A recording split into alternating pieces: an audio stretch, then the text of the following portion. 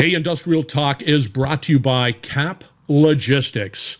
You want to minimize downtime? Absolutely. Increase reliability? You bet. Ensure operational profitability? Yes, you do. That means you need 24/7, 365 insights into your supply chain. Look no further. Cap Logistics. Go to caplogistics.com or just call them. They're great people. 800-227-2471. Change is happening, and Deloitte is your partner. Deloitte's U.S. and global network. They always deliver measurable, sustainable results for clients and communities. It's important to have a partner like Deloitte in your corner to manage and help you through this change. Find out more. Go to Deloitte.com.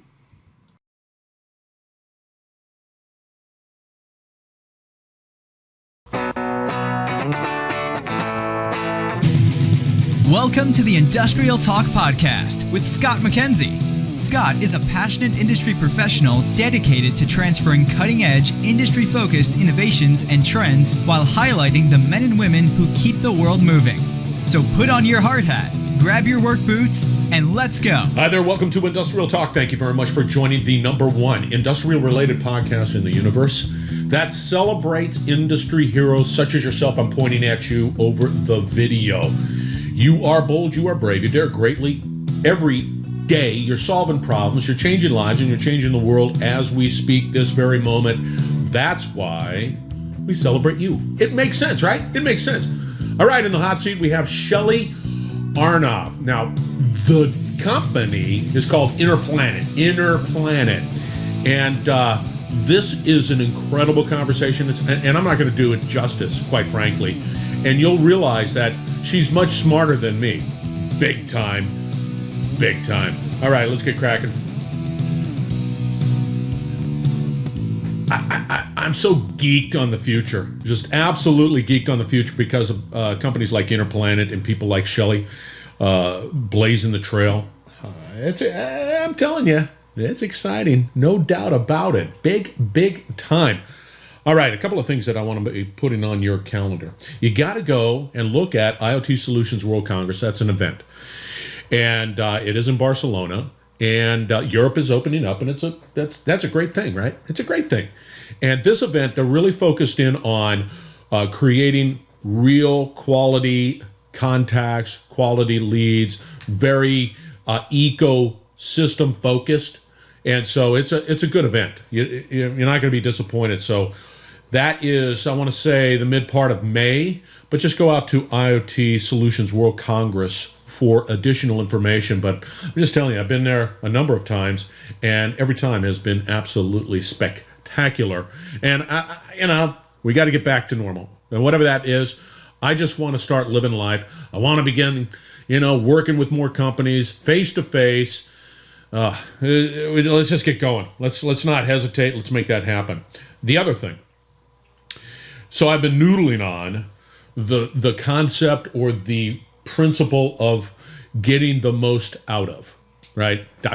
Whatever that might be. Getting the most out of conferences, getting the most out of my social content, whatever, getting the most out of, and actually having that thought process of what can be done. What can be done to improve every aspect, because the reality is, me personally, I love the technology. I love the solutions that are being bantered back and forth out there that make our future absolutely wonderful and exciting and our lives better.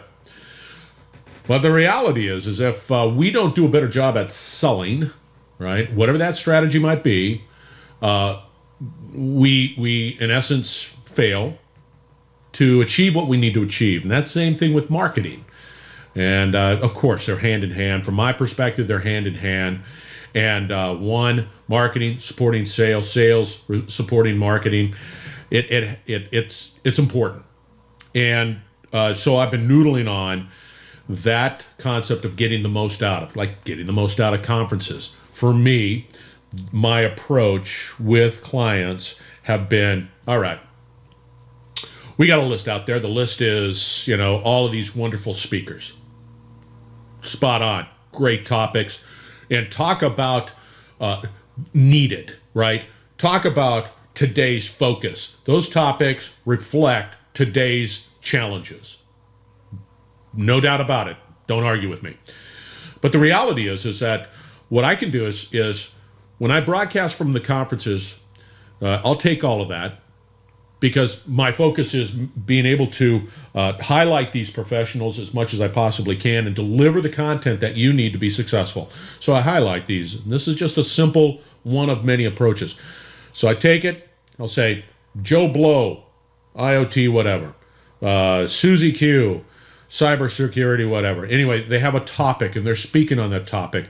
And normally at these events, it's a topic. They speak about it. And then they head on out or wherever they go, and there's a lack of amplification of that particular topic. So why not take the list of the speakers, take the list of all of the topics that are being communicated, be able to say, all right, you've spoke about it, you're warm and fuzzy, you've got that presentation all down pat, let's get on the podcast, broadcasting from the event, and create that relationship. That's a big deal.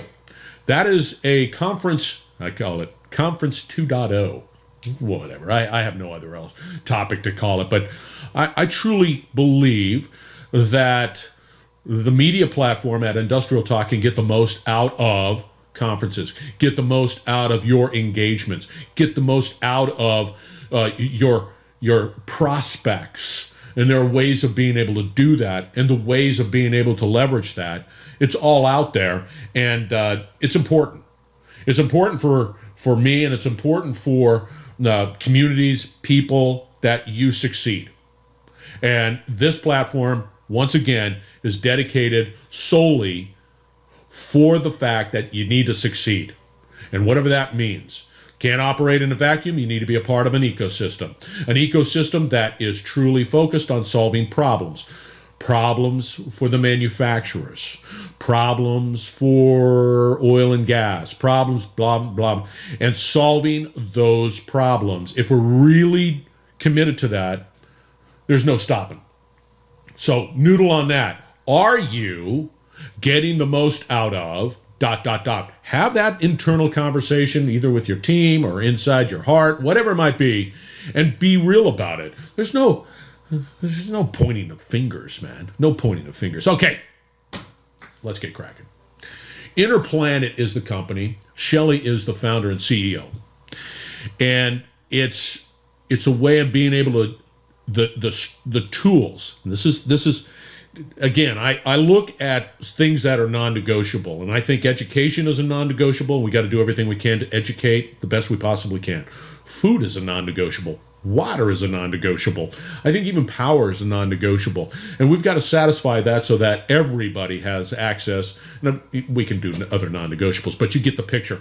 We've got to do everything we can through innovation, through people, through education, all of that stuff to be able to provide these non-negotiables to as many people around the world, right? We do. So here's Shely. InnerPlant is the company. They're able to begin the genetic modification of these seeds, of seeds to be able to, and it's way above my pay grade, don't get me wrong, but it is cool stuff. So these plants have the ability to communicate through a release, through whatever the mechanism is that plants have, to say, hey, I need water. Hey, I'm being there's an infestation going on. But anyway, it allows you, through the use of satellites, looking down and say, hey, this section of your acreage needs this. This section needs that. And be able to do that on a real-time basis, and be able to, for farmers, for people who feed us, to deploy and to do the things that they need to do to be able to increase yield, great insights. I'm telling you, man, it's cool stuff. All right. And I guarantee you I butchered it. Just please don't send me a text saying, Scott, you butchered it, because I guarantee you I did. Shely won't. I'm just sort of the guy that's trying to absorb the knowledge. So enjoy this conversation with Shely. Shely, welcome to Industrial Talk. Thank you very much for finding time in your busy schedule and being very flexible. Listeners, I had to cancel on her, and I was very upset about the whole thing, but she was so gracious and kind. Thank you for being on the podcast. How are you doing today? I'm great. Thanks, Scott. This is actually a better time, so I'm happy to cancel. Listeners, we're going to be talking something a little unique, but it's very important. I think that it is in part of industry. It touches industry. It touches everybody's life, and that's really food. And Shely comes from the perspective of mad skills. And instead of listening to me talking about her mad skills, Shely, tell us why you're such an incredible professional with mad skills. Wow. Okay. Well, Scott, so starting with my history, I guess not. So I'm from Israel. I have to start that, even though it's usually not interesting where you're born, but I think Israel is a big part of why I am who I am. Studied industrial engineering, got my MBA at Stanford, moved to the US, started a couple of companies. So really always was really interested in starting something new, having control over it, and being able to, create something of value, but always did things that were smaller than InnerPlant. Probably just didn't have the confidence back then. And then about 5 years ago, my daughter was born, my first daughter, and I just woke up and said, nah, life is too short to do something that doesn't matter. And that's really the path to InnerPlant. So food and agriculture are a space is a space that is currently in need of new technology and transformational technologies, exactly what we're bringing to market. And, I don't know, if you're asking what makes for, in my opinion, what makes for a successful startup in the space is identifying the right business opportunity, the right timing to take advantage of the opportunity, which is what my background brings. And then I have a great co-founder who's the molecular biology that can say, okay, we can make plants that communicate. This is how we do the biology part of it. But I bring the business aspect more. See, this is interesting. From my perspective, I have the Scott's hierarchy of industrial needs. I just threw that out. Yes, you can run with it. However, it starts at the bottom, and at the bottom are things that are, from my perspective, are non-negotiable. And how does technology, how does innovation impact those non-negotiable ones? And one is, of course, water, education, medicine, food, and how does technology help us globally benefit? And I think that's why this particular conversation is so interesting, because you're really talking about, and food's big, don't get me wrong, food's huge. We're talking about what you're doing from your perspective. Can you sort of, from a listener's perspective, what is InnerPlant, the company? What are you doing? What problems are you solving? So InnerPlant is, at the core of what we do is we are redesigning crops with a new concept, and that concept is enabling crops to talk in the simplest form, enabling them to tell us what they need when they need it. And the key and the reason for that to be important is because we just don't know what crops need today. So in our farming system that's been around for a very long time, we have a lot of tools, pesticides, fertilizers, machinery, but we just work around the crops. And the way that we end up doing it is, instead of understanding what they need and giving them what they need, we over apply and risk mitigate and do a lot of insurance. And all that is costing farmers money. It's ruining the soils. It's ruining our natural resources. So the idea is, in the future, we'll have crops that can communicate, and we can optimize really at the individual plant level what it is we're doing in farming. So correct me if I'm wrong. If I'm a crop, yeah, and a good-looking crop that is, for you work just like a crop, by the way. Your body it's works true. The same. We could do that, but no. But you're right, and I like the thinking, because now you're saying, okay, if we can get crops to communicate what they need, that means real optimization. Just like me, I need to eat, or I need, and then you're able to optimize your spend, optimize what you apply, everything, right. and would imagine optimize yield as well. Yeah. Here, I'll give you like a total out of left field, but if you have children, a toddler, cannot tell you when they're hungry, right? And they cannot tell you if they're going to eat what you're giving them. So you just throw food at them. A lot of it goes to waste. Once you're an adult, you know when you're hungry. Ideally, you just eat when you need to eat. Crops are like the toddlers. We don't know what they want, so we just throw food at them, and we throw pesticides at them, and we throw stuff at them. And most of it goes to waste. And some of it actually does the job of protecting them, nurturing them, and so on. So this is kind of the simplest analogy. And so really, you're talking about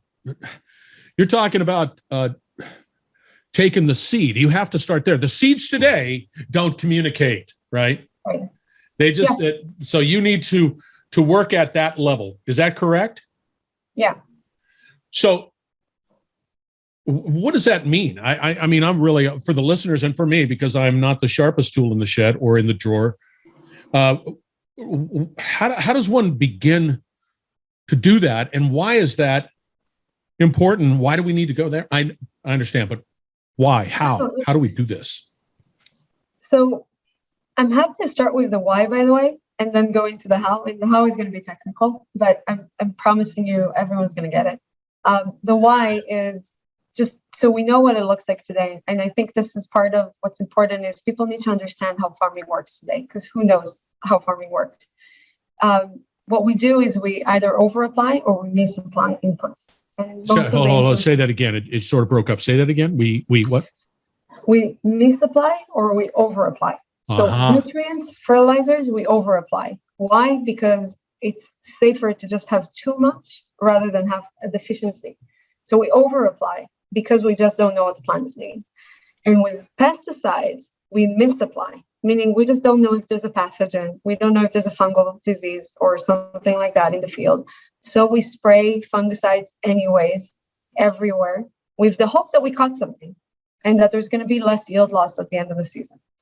But what's really interesting is that we use more and more pesticides, and we've specifically over the last 5 years have been using more, and we still lose the same yields to pathogen every year, around 20% on average.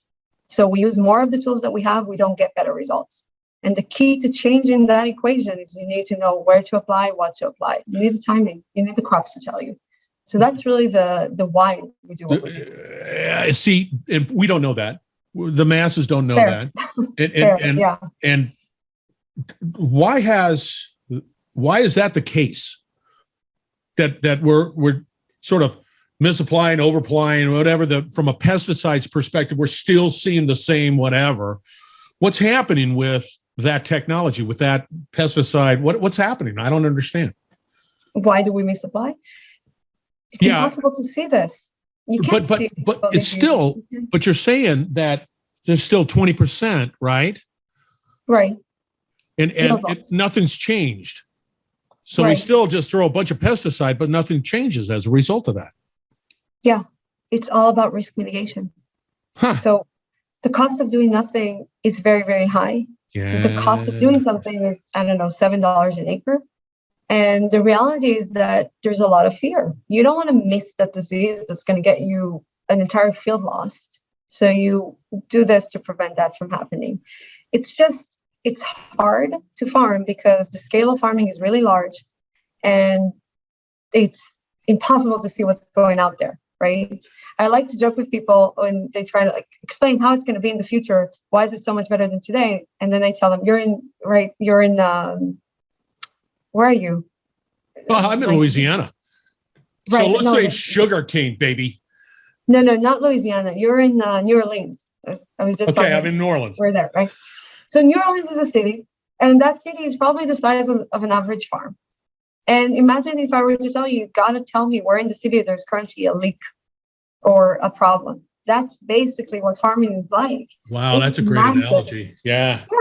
So without the right technology, there's no way you can find something on time. So what we do is we take it back to the scale of what they need to do, which is just apply everywhere, apply in advance, mitigate risk. That's the key to everything, mitigate risk. But technology can help solve that. It's just the next iteration of what we need to do. That's a sobering statement. Because I go to the store, I grab my fruits and vegetables that I want, and then I'm beetle on my way, and I don't even give it a second thought. And then the reality, when you bring it down to the fact that, hey, a farm is like, could be considered a small farm.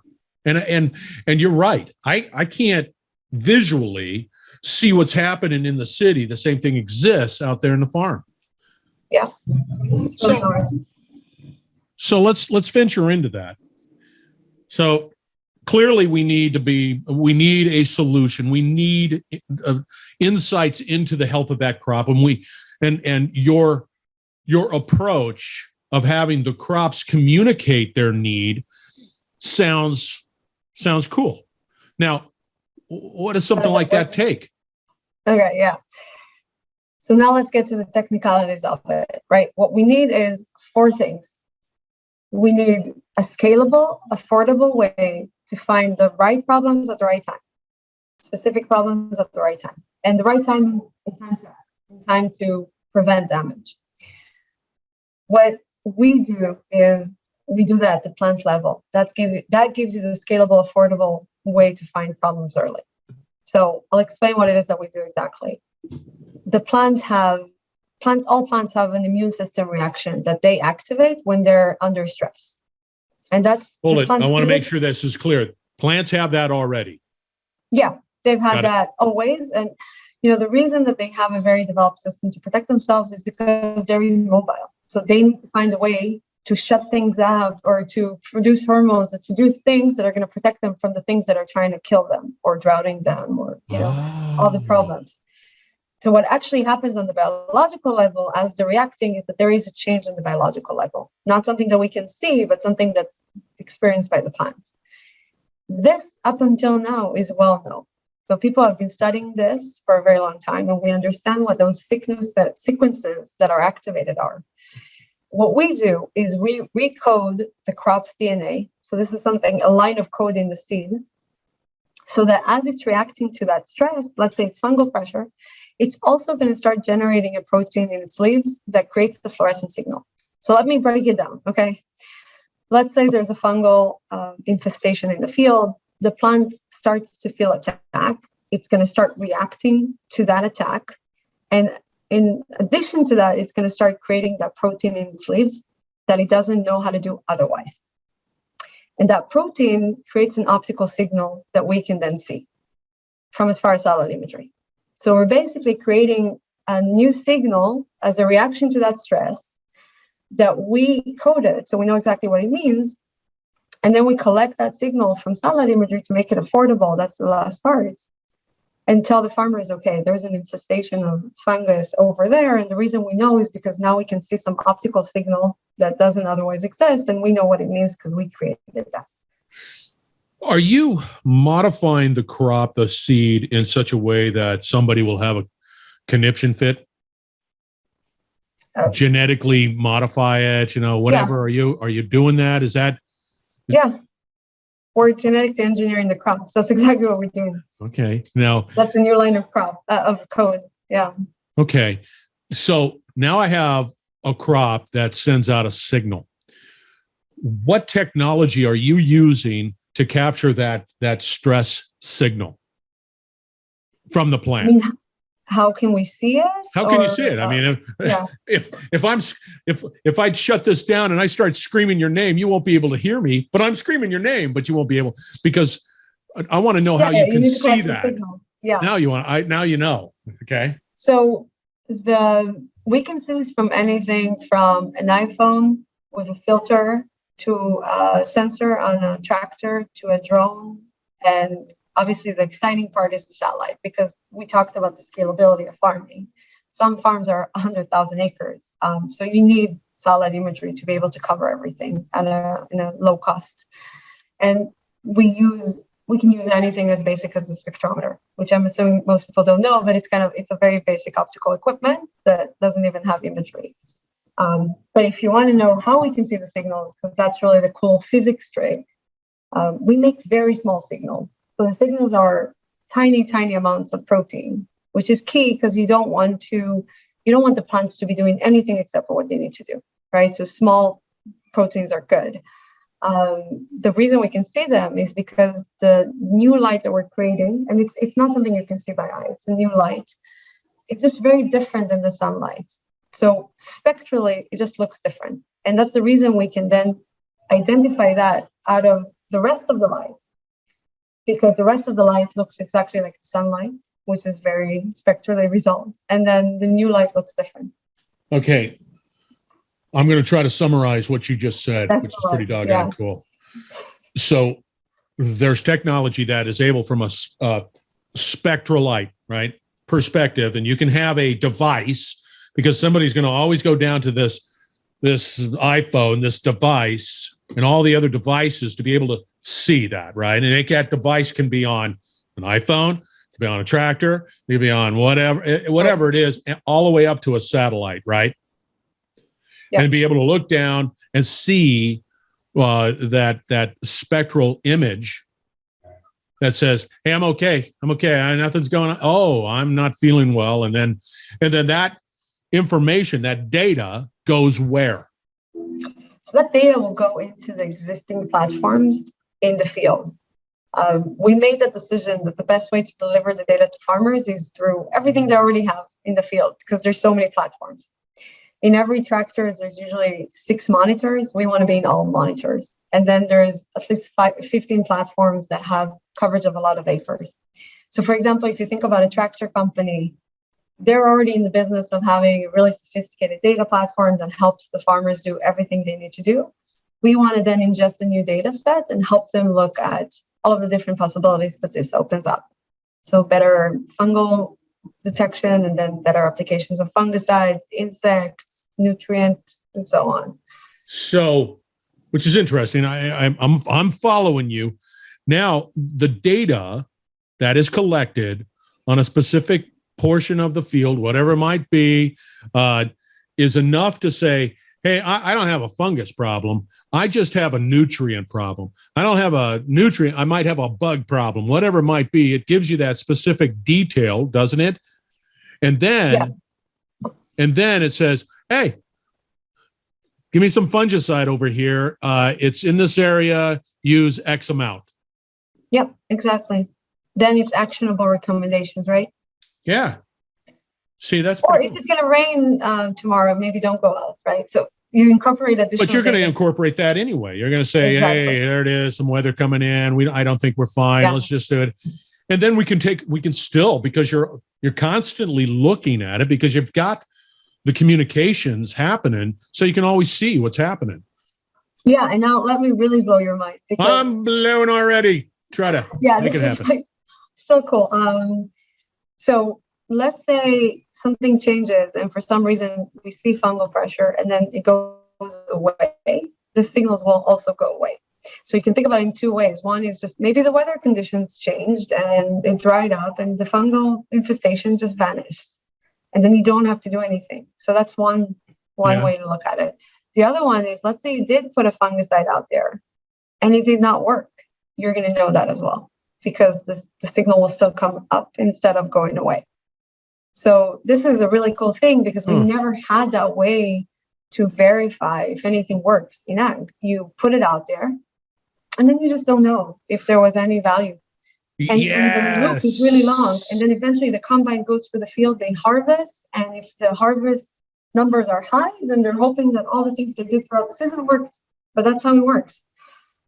So, you see, that's pretty cool. So you get real time, to a certain extent, real time feedback on whether your application has been effective and not. Right. And if it hasn't, then you've got to think on, now what do I do? How do my plants are still stressed. Right. So what do I do? And what do I use? That didn't work. We need to do something else. And then you compress that time, as opposed to not knowing, over applying. You don't have any clue, and you just hope by the end of the season, when you start to harvest, that you do okay. And then when you harvest, great, maybe you have good results, but was it because of the fungicides? Was it because of the insecticides, the herbicides, the nutrients, the weather? God knows, right? It's many, many things. Does the technology, the communication capability, give you a broad spectrum, right? Just sort of a broad spectrum. And let's say, like red's bad. Well, here's yellow. Here's, whatever. You get the point. Does it have that, or is it just like on or off? Like bad, something's happening. Yeah. Yeah. I don't know yet. There's likely going to be more generation of protein as the problems get worse. But I think the way we prefer to think about it is not on the individual plant level, but more, at the scale that we farm, and especially focusing on pathogens, which is what we focus on. So fungal pressure, insect pressure. What you want to do is look at how is the area evolving? Because you're not looking for patient zero, but you want to understand 10 acres worth or 100 acres worth. And then see, is it expanding? Is it expanding fast? This is really what's going to give you the indication of, is it really going to be a problem? Or is it maybe a fungal disease that's kind of staying localized and you don't need to do anything about it? It's just going to stay there, right? So you get all that information, and we think about more about the density of the spread than the individual plant level.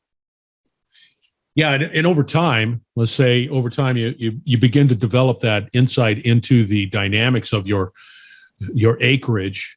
It's like, this is always sort of prone to this, and this is sort of prone to that. And, absolutely. And then and you could just sort of play that game too and validate and eventually, I could even see, if I see that this portion of my field is struggling in some way, shape, or form, I can create a strategy around that to help mitigate it for next year or the year after that. And I say, oh, look at that. It just keeps. Or you can just not plant that area, area. There's some areas that is just not worth planting, right? So that's a choice. If you know that you're going to struggle there and still not get good yield. Yeah. So it's all great. It's all good. You had me at, I don't know.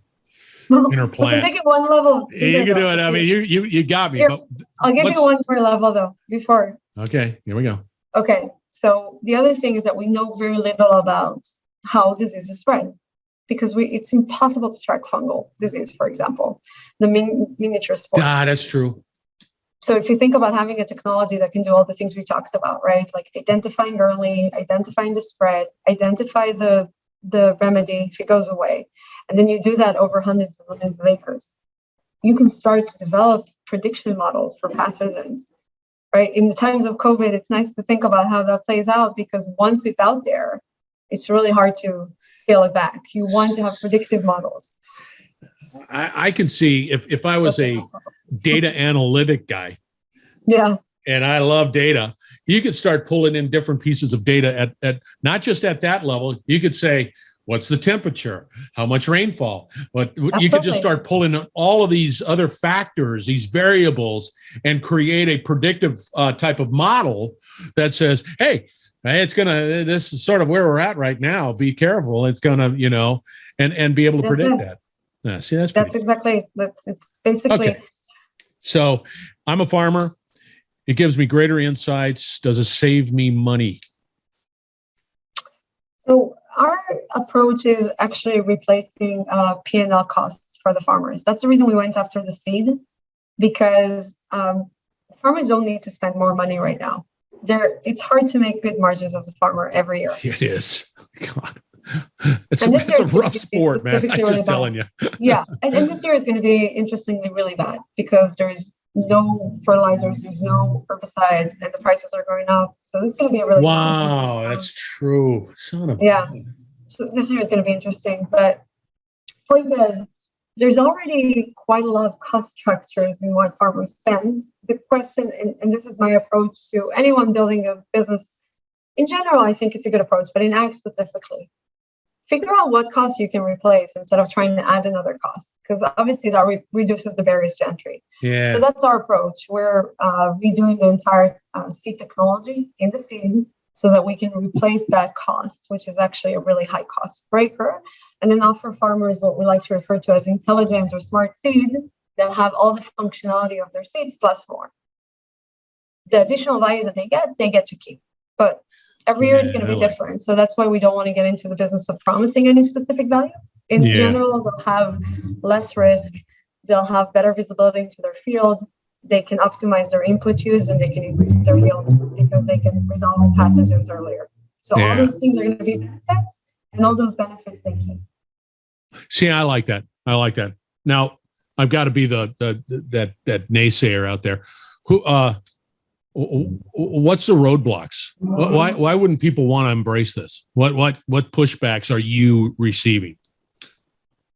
Farmers? Anybody? I mean, why?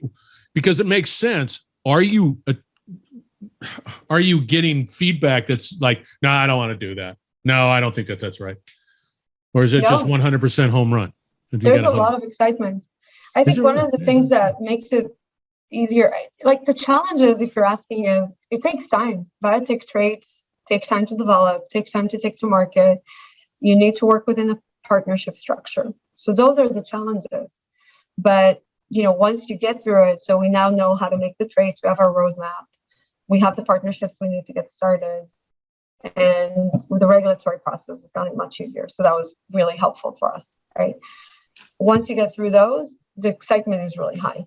And one of the things that keeps me very motivated is that everyone seems to really like the concept. Talk to a farmer, they're going to like the concept. Talk to an independent seed company, they want to see us exist.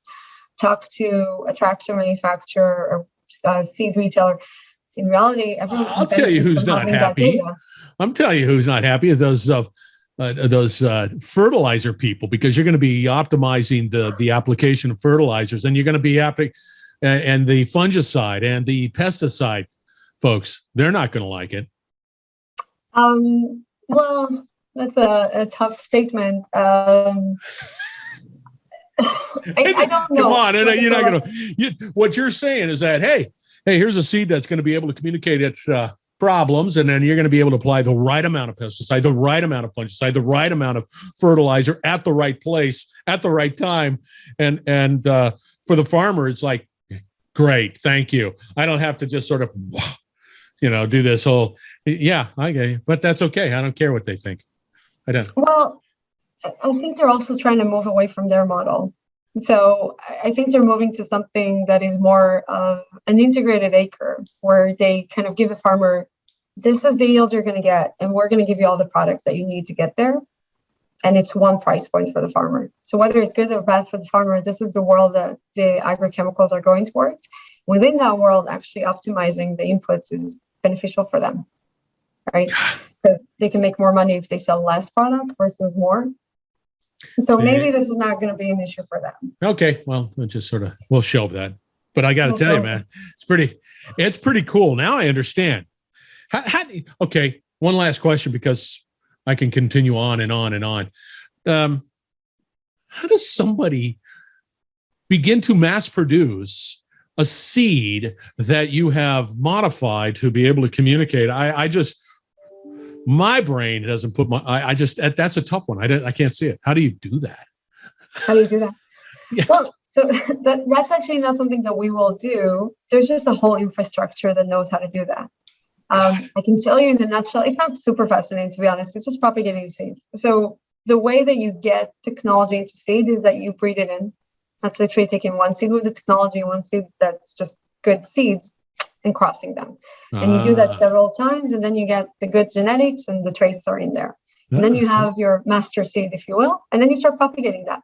And you do that in a very structured environment. So you can do it in a greenhouse and get a lot of seeds. And then that's how you propagate more and more seeds. And it's an exponential thing. So the first few years are slow, but once you have, But there's a whole world that does that as a service. Thank God there's a whole world. Yeah. Otherwise, we wouldn't have enough seeds. Yeah. No. All right. This was a great conversation. I enjoyed it one heck of a lot, Shely. How does people get a hold of you?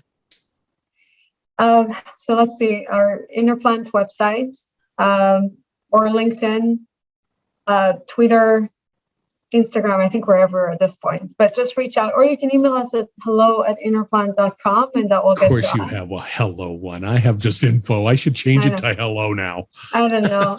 Yeah, but we have hello. We probably have a few other ones, or you can just find me on LinkedIn too. All right. That's pretty available to people.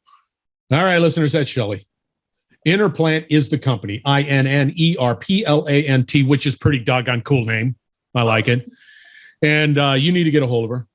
If you're a farmer, if you're in that business, if you're in the ag world, you need to have a conversation with Shely. Hey, Shely, you were great.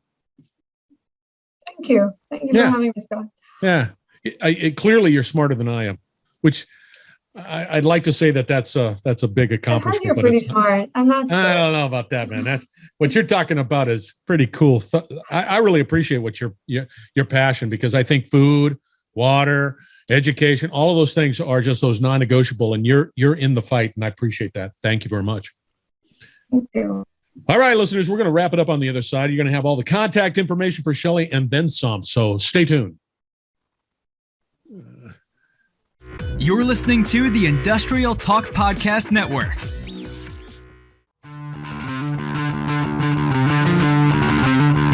All right, a big hearty thank you to Shely. You know, that was I want to say 10 out of 10 hard hat extravaganza. She nailed it. And that's why the future's bright. It's people like Shely and others who are really making a difference. Non-negotiables. These are non-negotiable things. We need food, yes. We need power, yes. We need water, definitely. We need education. Non-negotiable.